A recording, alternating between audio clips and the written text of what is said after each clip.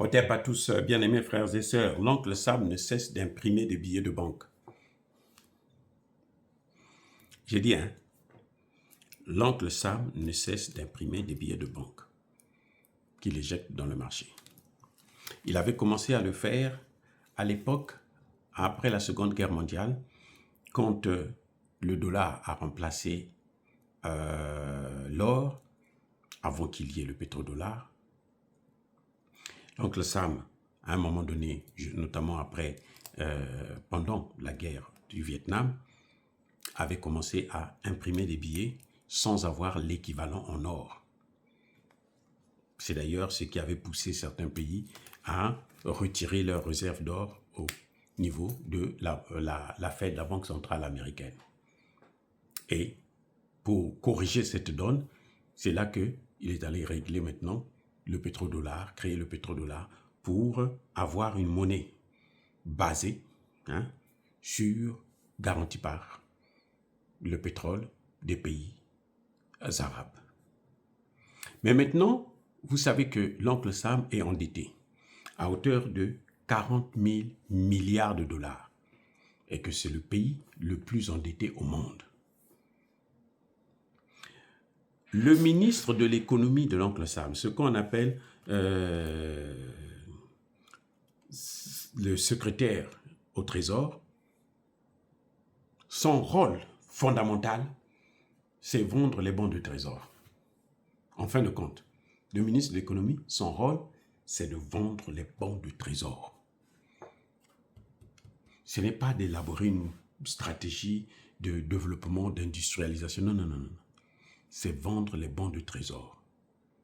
Plus l'oncle Sam vend les bons de trésor, plus le monde entier apporte leurs capitaux en dollars chez l'oncle Sam, et puis l'oncle Sam peut s'endetter à taux pratiquement zéro et peut investir avec l'argent des autres.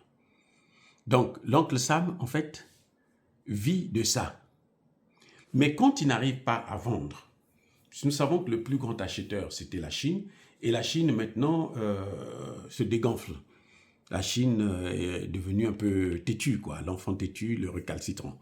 Rebelle, voilà, le vrai mot, c'est ça. La Chine devient rebelle, donc la Chine n'achète plus les bons de trésor. Au contraire, la Chine vend les bons de trésor. C'est d'ailleurs l'un des problèmes que l'oncle Sam a avec la Chine. Quand ils disent que la Chine, c'est notre premier ennemi, même au Congrès américain, ils savent qu'ils ont échoué en Iran. Ce n'est pas en Chine qu'ils vont réussir, mais quand même, ils indexent la Chine comme étant l'ennemi numéro 1. C'est parce que la Chine n'achète plus les bons de trésor.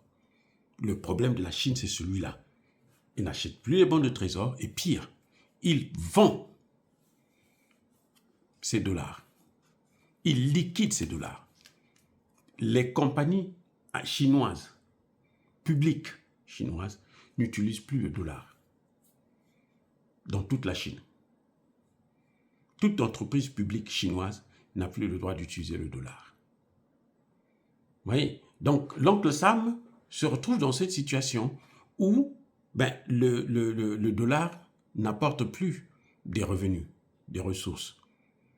C'est vrai que ça endette, mais ça devient même difficile d'endetter, ou quand on s'endette à des taux très élevés. Donc, que fait l'oncle Sam? Ils impriment les billets. Ils impriment les billets. Donc, actuellement, c'est ça le grand problème qu'il y a. L'impression abusive des billets de banque. Et quand vous imprimez plus de billets comme ça entraîne quoi? Ça entraîne l'inflation. Et au final, qu'est-ce qui va se passer? Eh bien, c'est l'effondrement qui sera total.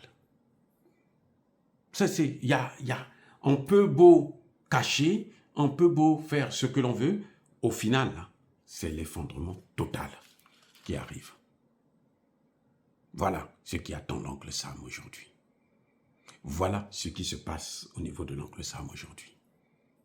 Bien-aimés frères et sœurs, je pense que ce sont des questions que nous devons aborder avec beaucoup de lucidité. Mais c'est une réalité palpable. il y a trop de billets qui circulent au pays de l'oncle Sam parce que l'oncle Sam imprime abusivement des billets et l'oncle Sam n'a plus des clients. Ça, ce sont les effets de la dédollarisation. L'impression abusive de billets causée par la dédollarisation, ça accélère encore la dédollarisation et ça engage, ça déclenche ou ça accélère d'ailleurs l'effondrement de l'économie nationale. Soyez bénis, j'ai dit.